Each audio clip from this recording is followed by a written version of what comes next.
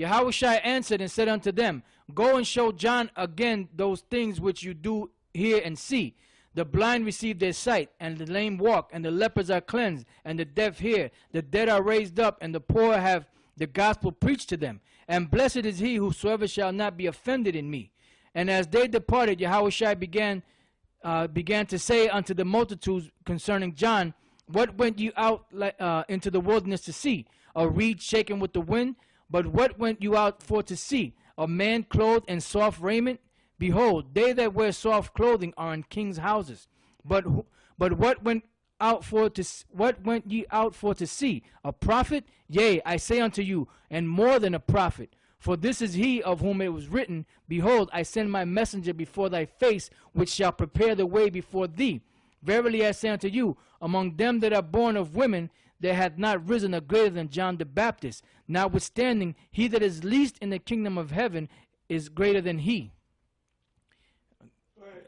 And from the days of John the Baptist until now, the kingdom of heaven suffereth violence, and the violent take it by force. Now, the reason why I wanted to read that, the key point was in the 11th verse. The Lord said, among all, read it again. Verily I say unto you, among them that are born of women, there hath not risen a greater than John the Baptist. This is the Lord speaking about John the Baptist. And what did he say? He was the one that cursed out Herod for not keeping the law. So why would he keeping the law, but Lahab and them guys say you ain't supposed to keep the law, but Yahushua is commanding this man and he's keeping the law. So the Yahushua, I don't know what his problem is. Maybe you got the problem. We done mentioned John, which kept the law. We done mentioned Peter, which kept the law. We done mentioned Paul, which kept the law, and they all personally encountered Yahushua. But Yahushua forgot to tell them, you don't have to keep the law. That's why there's going to be weeping and gnashing of teeth. All right? All right. Now let's go from there to the book of Matthew, the 19th chapter, and we're going to start the first verse and read down to the 10th verse. Matthew chapter 19, verse 1. And it came to pass that when Yahushua had finished these sayings, he departed from Galilee and came into the coast of Judea beyond Jordan. And great multitudes followed him, and he healed them there. The Pharisees also came unto him, tempting him, and saying unto him, Is it lawful for a man to put away his wife for every cause? And he answered and said unto them, Have you not read that he which made them at the beginning made them male and female? And said, For this cause shall a man leave father and mother, and shall cleave to his wife, and they shall twain be one flesh? Wherefore they are no more twain, but one flesh. What therefore the Most High hath joined together, let no man put asunder. They say unto him, Why did Moses then command to give a writing of divorcement and to put her away? He saith unto them, Moses, because of the hardness of your hearts, suffered you to put away your wives. But from the beginning it was not so. And I say unto you, whosoever shall put away his wife, except it be for fornication, and shall marry another, committeth adultery, and whoso marrieth her which is put away doth commit adultery. So what was the Lord's, what was Yahushua's opinion? He was going into the law. He said, you can't put away your wife except it be for fornication. So that's the law right there. So you're going to tell me this nonsense that the law is done away with. Give me the book of Romans, the 7th chapter, from the 1st verse to the 3rd verse. Romans chapter 7, verse 1. Know ye not, brethren, for I speak to them that know the law, how that the law have dominion over a man as long as he liveth. Read that again. Read that again. And I hope Lahab and the rest of them clowns are watching this. But I don't know why they're watching it, because they ain't going to be saved anyway. Go ahead. Know ye not, brethren, for I speak to them that know the law, how that the law hath dominion over a man as long as he liveth. For the woman which hath an husband is bound by the law to her husband so long as he liveth. But if the husband be dead, she is loosed from the law of her husband. So then if while her husband liveth she be married to another man, she shall be called an adulteress. But if her husband be dead, she is free from that law, so that she is no adulteress, though she be married to another man. Now, a woman is supposed to be under the law of her man, Because why? Why? Because the man is your Lord. So a man that's in the law, in the law, or Israelite that's in the law, if he has a wife, that he's the God over that woman, and that's how it's going to be in the kingdom. That's why we're going to have more than one woman. All right. Now let's go from there back to Matthew the 23rd chapter, and we're going to read the first 3 verses. Matthew chapter 23 verse 1. It says, and I'm sorry, that's Acts. Matthew 23 verse 1. It says, then spake Yahushua to the multitude and to his disciples, saying, the scribes and the Pharisees sit in Moses' seat. All therefore whatsoever they bid you observe, that observe and do, but do not you after their works, for they say and do not.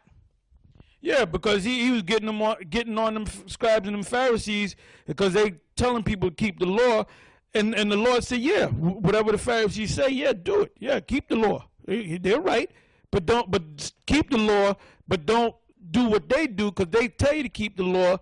It doesn't tell you that, but you got to extrapolate what it's saying. It's talking about the law. They're telling you to keep this law, that law, but they themselves are not keeping the law. Go ahead. It says, for they say and do not. Because for they say and do not, man. Them guys were committing adultery. They were committing murder. They were doing all kind of wickedness, man.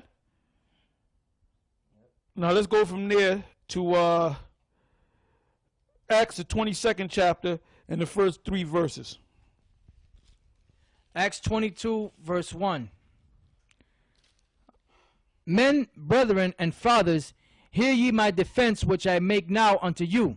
And when they heard that he spake in the Hebrew tongue to them, they kept the more silence. And he saith, I am verily a man which am a Jew, born in Tarsus, a city in Cilicia, yet brought up in this city at the feet of Gamaliel, and taught according to the perfect manner of the law of the fathers, and was zealous towards the Most High, as you all are this day.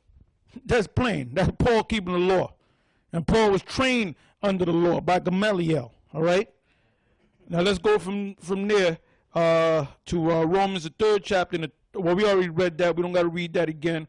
Let's go from there to 1 Corinthians the 14th chapter, the 33rd verse to the 34th verse. 1 Corinthians 14:33. For the Most High is not the author of confusion, but of peace. So, Lahab, you coming on the scene, you basically brought more confusion to Israel. You had a couple of guys following you, thinking that you were a man of the Lord, all right? But then they woke up to the fact that you were a damn devil, so they're back. And you like I'm going to say this again. I keep saying this. You guys better stop. You shouldn't have no videos of any other Israelite group other than the videos that you make and the videos that we make. Anything that GMS make in that family, in that circle. Don't be putting them guys, Johanna and Lahab and Yashawan and them, man. This ain't no Yeshai. Don't be putting Yeshai. Don't be putting nobody else unless they're affiliated with GMS, man. All right? 500 years. Because they're going to lead you the wrong way. The facts that we want to bring out. Go ahead. Read again from the top. For the Most High is not the author of confusion, but of peace, as in all the churches of the... And see, we're at the time now, we're not going to be grabbing you before you fall off a goddamn mountain, because we're tired of doing that, man. We done laid it down to you, and you creeping around doing this, that, and the other, man. A lot of you guys are going to fall, a lot more of you guys are going to fall off, man. There's a guy, high-ranking guy in our camp that his wife got him, man. He haven't been back to the camp in going on 3 months. So he's out of there, man. The only thing left for him is the missiles, man.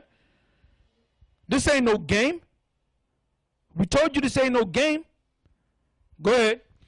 For the Most High is not the author of confusion, but of peace, as in all churches of the saints. Let your women keep silence in the churches. And like I said, I'm going to say it again. You got to watch some guys that push that woman, man. First of all, a woman's supposed to be at the house, cooking your meals, making your garments, man. Rubbing your back, taking care of the children. That's what they're supposed to do. Well, we're going to have a women's class. Like they're going to learn something. Like they're going to retain something, man. Go ahead.